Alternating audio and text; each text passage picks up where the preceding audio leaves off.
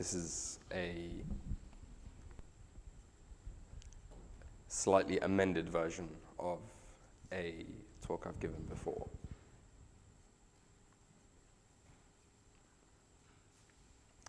I think evangelism is one of those things that we all know we kind of have to do. We don't really know why a lot of the time. We don't really know how a lot of the time. We don't know what stops us. I think that's what I'm going to try and talk about today. We're going to try and figure out what our blocks are. Are we meant to do it? How can we rectify those blocks or those issues that stop us? And maybe even try and go into the sort of the root cause of the problem we tend to have with evangelism. And so what I think I'd like to do is start off by asking how many of us are Christians in the room.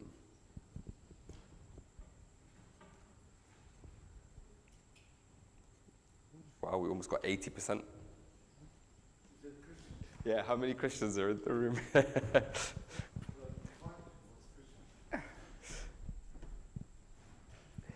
Okay, to the Christians in the room, and to no one else, so if you didn't put your hand up, please don't answer. How many of you have struggled to share your faith with others?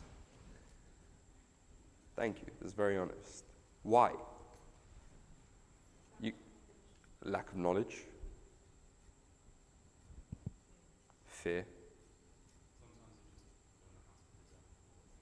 We just don't know how to present or articulate how we're thinking, well, what we're thinking, yeah. Ooh, yeah. Fear of being offensive, absolutely.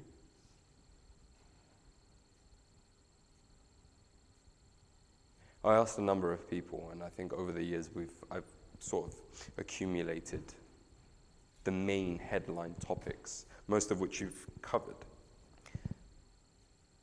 A potential lack of knowledge, fear of causing offense,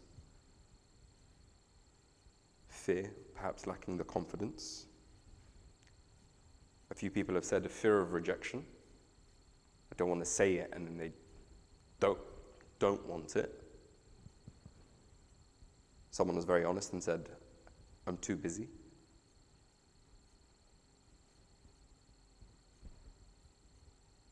Perhaps sometimes we feel a bit ashamed that if we start speaking and then don't have the answers, they'll think we don't really know what we're preaching.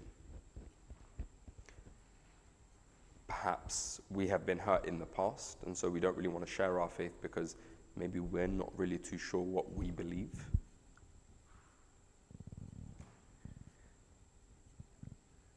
And the biggest one is apathy. Someone said to me, I just don't care. Very honest. Sometimes I fall into that bracket myself. I just don't care. And I think that's going to be our starting point. Those topics, those feelings, the knowledge of what our blocks might be. And we're going to look at St. Paul. St. Paul's been coined the great evangelist. Most people, when they're going through any sort of evangelism training, they have a huge focus on St. Paul, and we're going to find out why. But by way of a brief summary into St. Paul's life, St. Paul, as many of you know, started off his life as Saul. He was, this is the precise term for it, a big dog in the Jewish community. That was a joke. This is a tough crowd. He was a big dog in the Jewish community. He knew his stuff. He studied under Gamaliel, who was one of the Pharisees. He really knew his stuff. And we all know the story in Acts 9. We have on the road to Damascus, St. Paul sees a bright white light. Jesus appears to him. He goes blind. Next thing you know, he's a Christian, even though he was persecuting them not too long ago. And across St. Paul's life, he has three journeys, 3 missionary journeys that he undertakes. So he's converted in circa between 33 and 36 AD, and then he starts his first journey 10 years later in 46 AD. And a lot of our Orthodox fathers say that during that time, he went and stayed with the disciples, who we know, the disciples, and he learnt from them. He didn't spend 3 years with Christ, so he learnt from the disciples what Christ was preaching. He plugged the gaps between what he had been taught in the Torah and in the books of the prophets, the wisdom books. He plugged that gap between what Christ had taught the disciples and what the Old Testament had been talking about, and he plugged that gap together. And it took him about 10 years. And then he goes on his first missionary journey.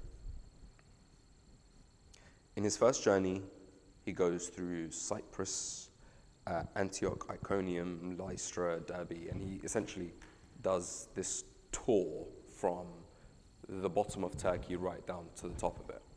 It takes him 2 years, 46 to 48 AD. This occurs between Acts 13 and 14. So if you're interested about exactly what he did during that time, go have a read. His second missionary journey, again, starts in Turkey, but this time he goes across into Europe, into Macedonia, into Greece, and he goes to the likes of Philippi, Corinth, Thessalonica, Athens, and it is to them, to those cities, that he writes the epistle to the Thessalonians, and the epistle to the Philippians, and the epistle to the Corinthians, and so on and so forth. So when we're reading those epistles, always bear in mind, he's writing to real people that he's actually gone and visited, that he's actually gone and preached to. And a lot of the time you'll find that he's trying to tackle something very specific in those epistles. Real people with real problems that he really met. And then he does his third journey, again goes back to Ephesus, back to Turkey, Macedonia, Greece, Troas, and that he sort of ends his evangelistic career writing epistles to people. Does anyone know why we call him the great evangelist?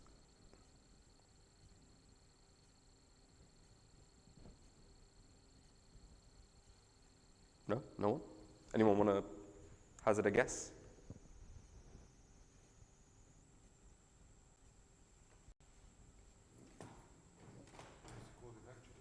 The great evangelist.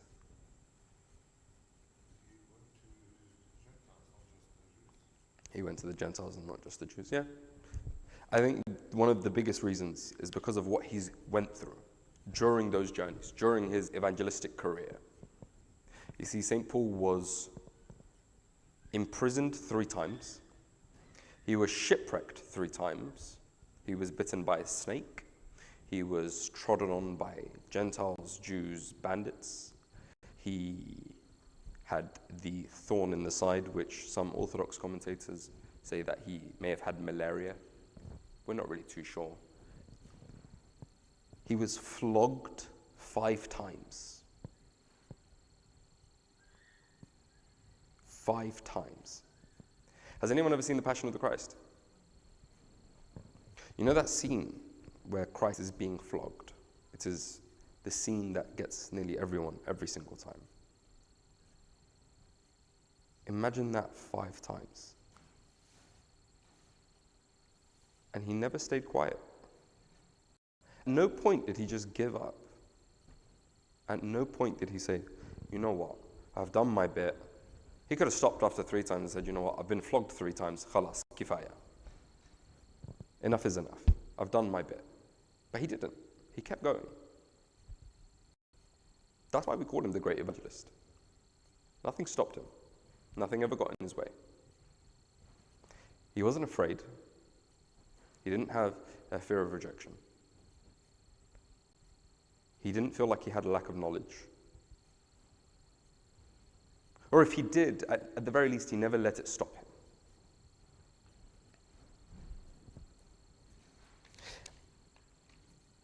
And so what I want to do is, I think I'd like to take a particular part, a particular address that St. Paul where St. Paul spoke to the Athenians. And it's found in Acts 17, so it's quite late on in his career. It was during his second missionary trip.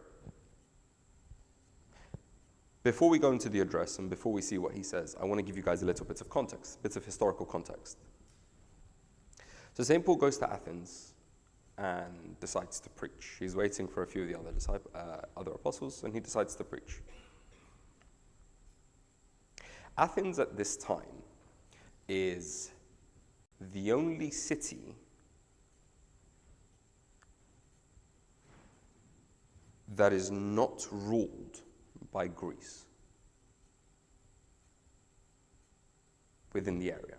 So Athens was considered the philosophical center of the world at the time. You guys, I'm sure you've heard of Plato, Socrates, Aristotle. Those are all philosophers who hailed from Athens. And if you haven't heard of them, I'd like you to know that the bulk of today's philosophy is based on their writings, 2,000 years later. So Athens is considered the intellectual and philosophical capital of the Greco-Roman world. And the Athenians had this prestige about them. They believed they were the best of the best, the bee's knees. And there are two types of philosophies that the Athenians ran with. Within the city, you had the Epicureans and the Stoics. The Epicureans they were pleasure seekers. Anything that brings me pleasure, anything that makes me happy, thumbs up. Anything that causes me harm or anything I don't like, thumbs down, that's bad. So good is pleasure, pain is bad. Sounds very similar to today's day and age. YOLO. If it doesn't bring me any kind of joy, what's the point of doing it? And in Athens, you also had the flip side of things. You had the Stoics, this other line of thought that basically told you to seek virtue for the sake purely of virtue. Not for anything, not to gain anything, but be virtuous for the sake of virtue. And you can see how they're both sort of conflicting ideas. One wants you to feed any sort of desire that you may have at anyone else's expense. And the other tells you, no, actually you do good for the sake of good. So that's the kind of philosophy that St. Paul was dealing with. In terms of the religious thinkers, I'm sure many of you know, the religion of the Greco-Roman world was what we would today call pluralism. They had a pantheon of gods, the Olympians, the likes of Zeus, Hera, Hermes, Poseidon, Dionysus, etc., etc. So they had a whole range of gods, a god for everything. There was one of those. Complete side point, and probably to the women in the room, what is the most prestigious bag a woman can own? Hermes. Don't you think it's funny that it's named after a Greek god?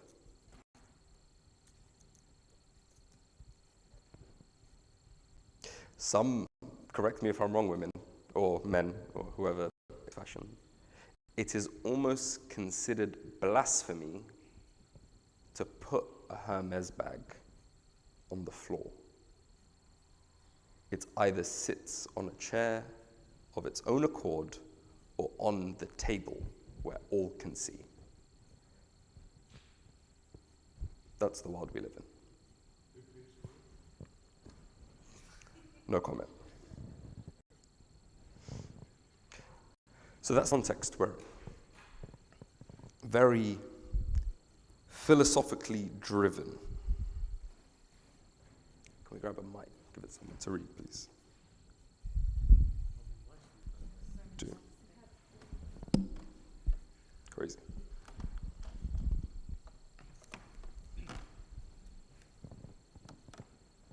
Who's going to read for us? Yeah? There's going to be quite a bit of reading, but I'll stop you when you need to. Now, while Paul waited for them at Athens, his spirit was provoked within him when he saw that the city was given over to idols.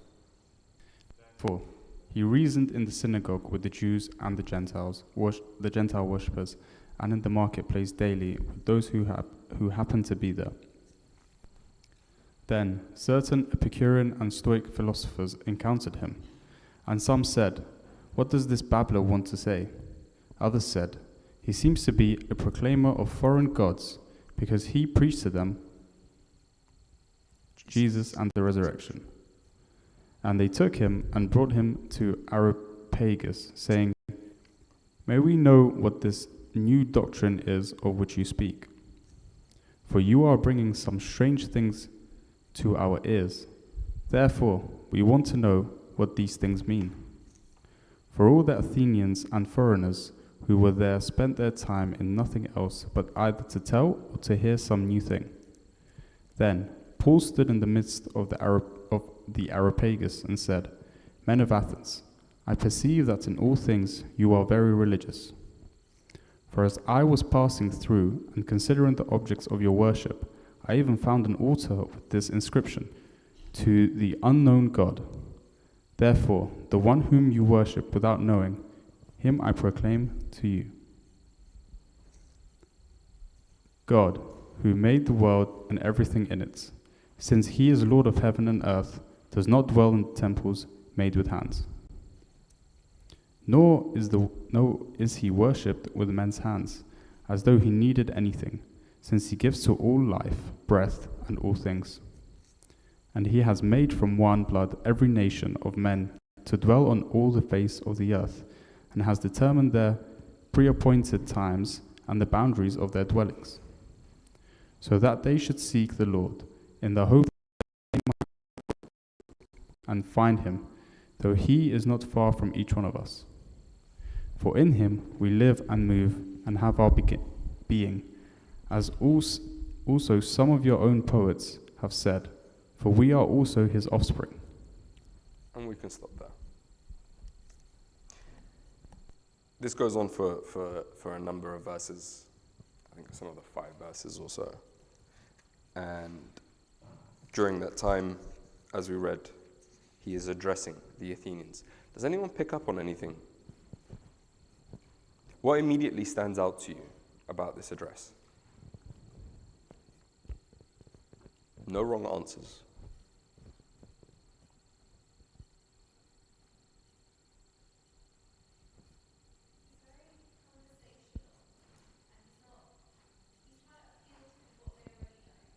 Very conversational and appeal to what they already know. Perfect. Anything else? Thank you.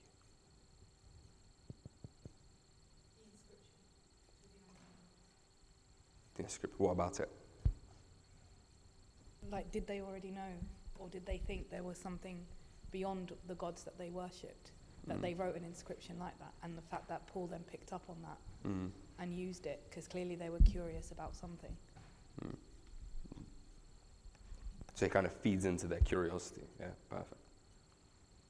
What else you got?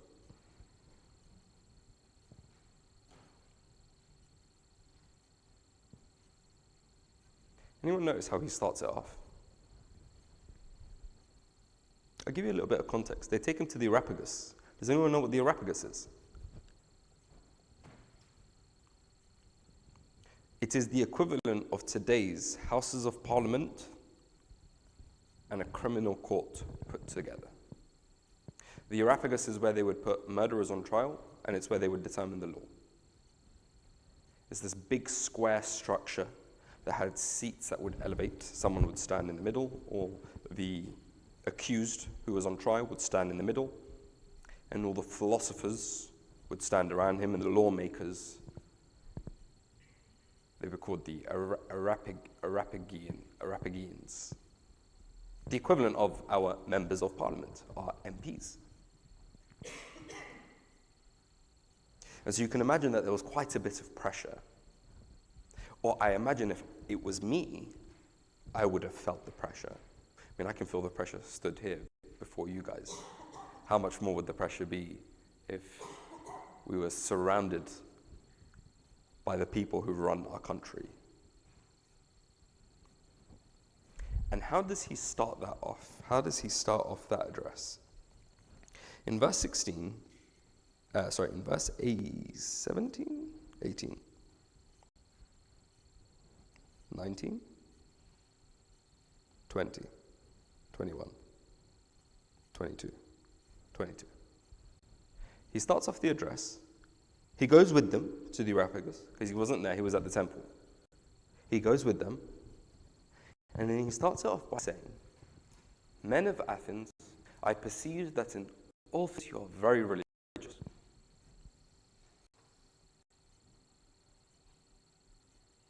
How respectful is that? He didn't feel like he was under pressure. Or if he did, he didn't show it. He didn't get defensive when they asked to hear what he was saying. Or if he did, he didn't show it. He starts off by complimenting them. He starts off by acknowledging that they're already brilliant. Men of Athens, I perceive that in all things you're very religious.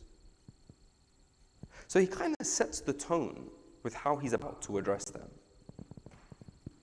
He's kind of saying to them, I'm not here to attack you. I'm not here to tell you that you're wrong. If anything, I actually really appreciate what you guys are doing. I can see that you guys are great at this.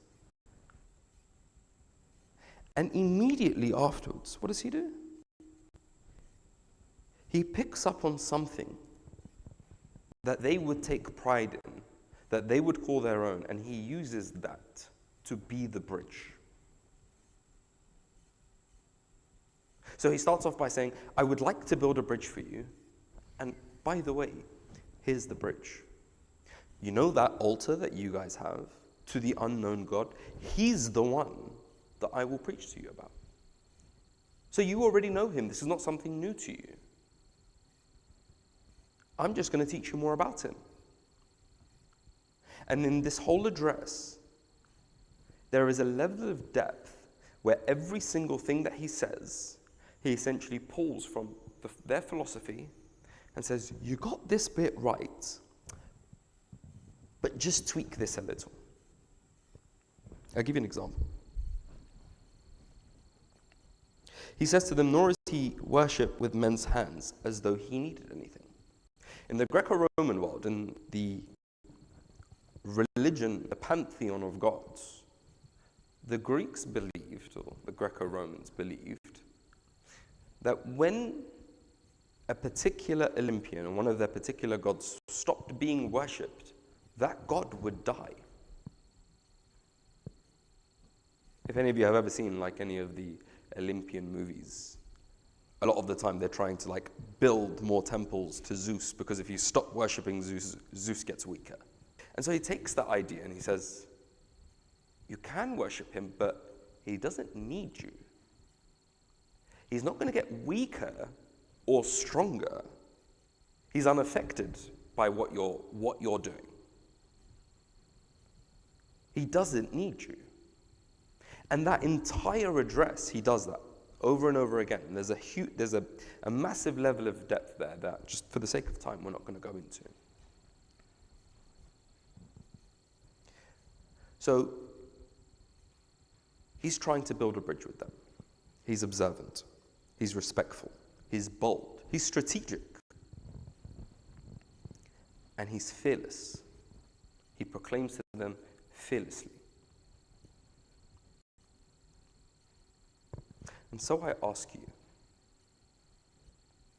even when we have the courage to speak to our brothers and sisters who may not know the faith, do we ever do that?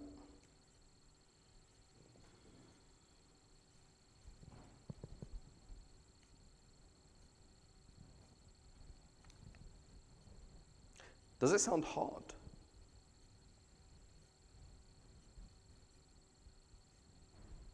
I see some people nodding their heads.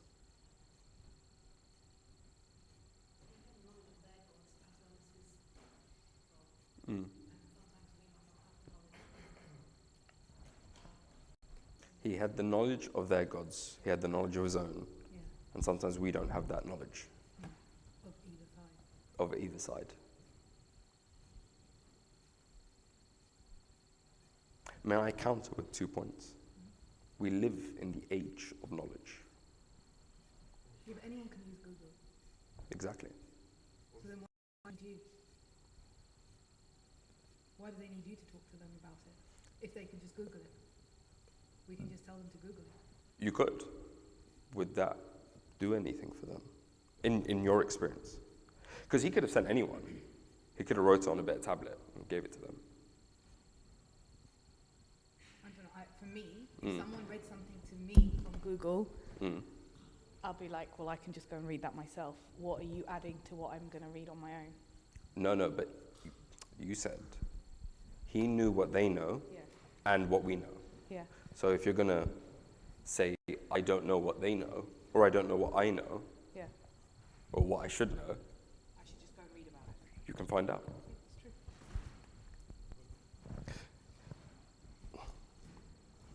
Yeah, of course. But the difference, Habti, is whenever you say it, even if it's the same information as in Google, there's a bit of a experience that you're projecting in how you say it. And as a doctor, you would know that. Like, for instance, if I go to a doctor and they say to me, oh yeah, you should take X, Y, and Z, a person would feel that that person talks from experience, or they just read the BNF وخلاص. So anyone can read a bit of information, but to make this information a useful and practical knowledge, it takes experience. So, and that's what will show in how a person says. So the difference between a person reading and a person saying it is I add my experience to it. And that's what makes it believable, rather than actually just a Google search.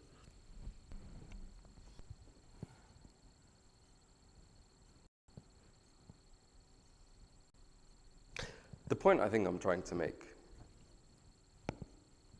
is that if we are to, at the very least, attempt to mimic St. Paul, I don't think it's very difficult.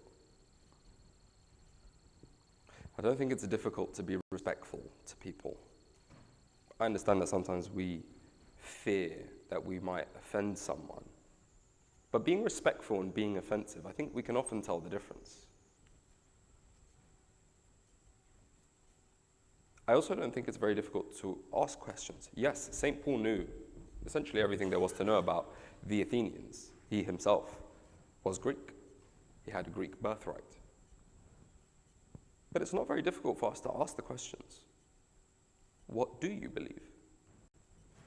What do you think about sin? What do you think about mercy? What do you think about salvation? Where did we come from? Why are we here? Where are we going? What happens to us after we die? It's not very difficult to ask. I think the thing that is really difficult is to be fearless. I think that's the bit that we struggle with.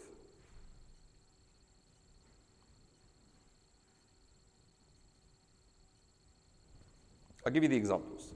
Who are the two main bodies of people that we will disagree with most of the time? Atheists and Muslims. Most of them.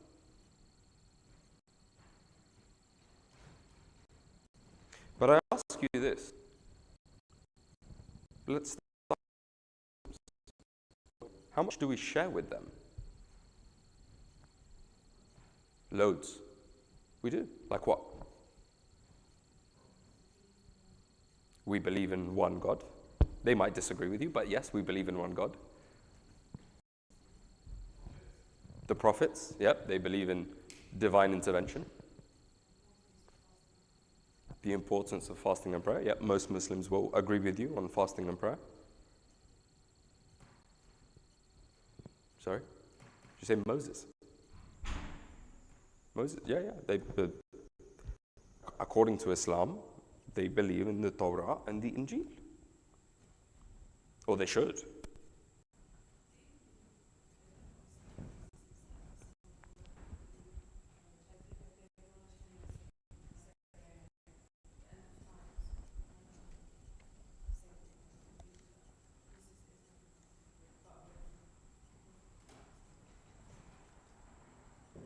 So we share all of that. I've put them down into headline points. We share the idea of one all-powerful God. We will disagree about the other attributes of God, but that is a starting point. We agree on the basis that there is a moral law outside of ourselves. So we agree that there is an objective good and bad. What that is, we will disagree on. But the mere fact that they agree that there is something objective is a huge win, is a bridge. So they believe in divine intervention. So do we. They believe in judgment and accountability. So do we.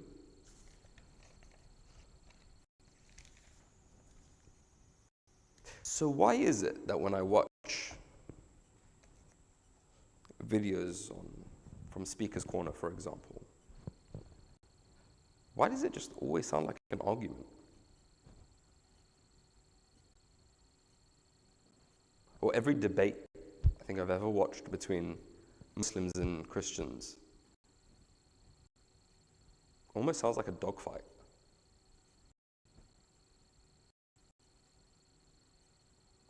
Because St. Paul wasn't like that. He didn't attack them. He tried to build a bridge with them. He offered the information. He built on what they already knew.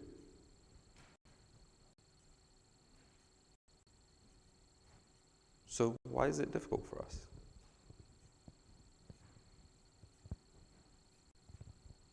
Tell me. Your question is, why is it so difficult for us to evangelize and share Jesus with other people? Respectfully. Respectfully? Respectfully to other people around me and everything. I think it's purely because we haven't been able to experience or have the fire, the zeal to... I'm trying to word this in the right way, but basically, once you experience Jesus and you have this zeal for God, you want to learn more of his words and experience him in your daily life, that is when you're able to share it with other people. If we are dead spiritually, what is there to share? I agree. And only if we experience God, experience his miracle, experience dreams or his blessings, we can then share that with other people, them how it's done. And that's what Paul has actually done. Because you read further, like, personally, I think you're not going to make everybody experience what you're experiencing. So in verse, I don't know if you're going to continue further and read on, are you? No. You're not in this passage, no. I think you should. It's beautiful. There's so much we could talk about, but Okay. I'm trying to be focused. Truly, these times of ignorance God overlooked, but now commands all men everywhere to repent, because he has appointed a day on which you... Okay, no, further on. And when they...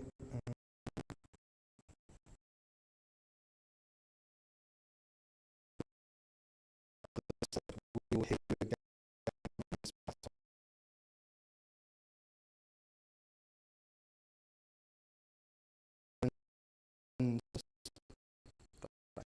A woman named Damaris and others with them. So I feel like a lot of us can be arrogant or ignorant to who Christ is, who God is to us. But I do believe that the majority have God in them, and that they will be open to learn more about Christ.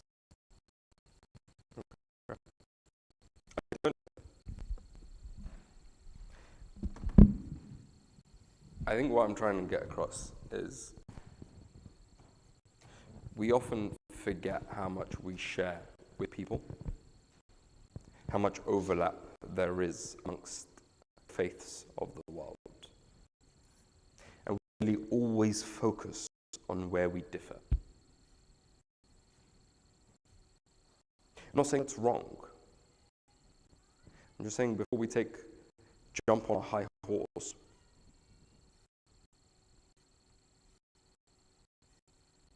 let's explore what we already share. Because that's what he started where they were, spoke in their language. That last verse, I think, 28.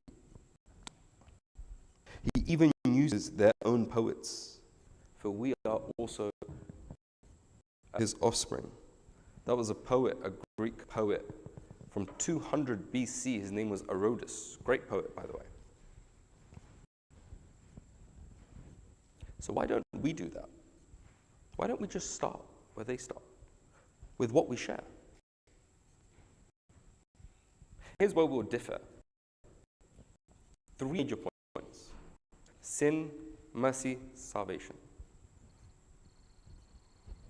A lot of the time, a lot of people haven't actually even given thought to what they believe. So ask. What's the harm in asking? Who do you believe? How would you describe him? What are his attributes? Can we know him personally? Can we ever know if our sins are forgiven?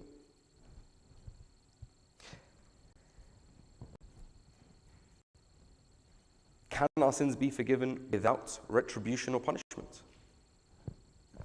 Ask the questions. What's the harm? There's a great book for those of us who may encounter our Islamic brothers and sisters.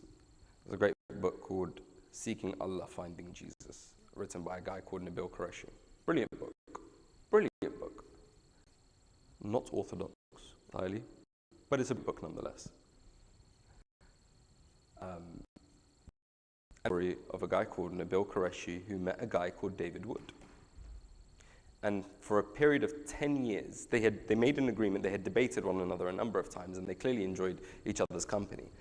Because they made a deal that one of them had to be correct. So what they did is they said, okay, we are both logical. Let's pull all the evidence together. Let's look at the evidence objectively and draw conclusions from the evidence for a period of 10 years. Nabil Qureshi then converted and became a Christian. That book is his story. I highly, highly encourage you to read it. Brilliant book.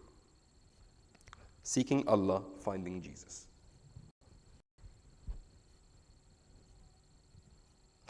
And why did that work in Nabil and David? 3 major things. There was respect, the bridge, and most importantly of all, there was a genuine interest into the other. They actually cared.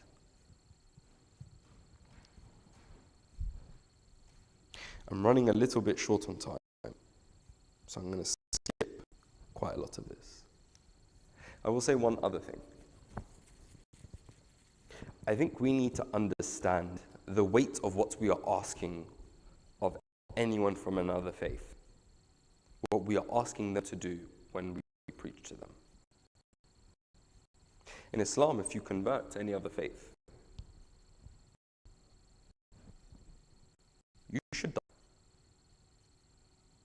So when you are talking to a Muslim, understand what you're asking of them. If you want them to believe, what you're essentially saying is, you could be killed. You might be rejected by your own family, your own community. Do we understand that? You might lose your job. When you're speaking to an atheist, you might be asking them to radically change lives. Christianity is not an easy religion. It is not flowers and fairies. We are promised hardships. Christ literally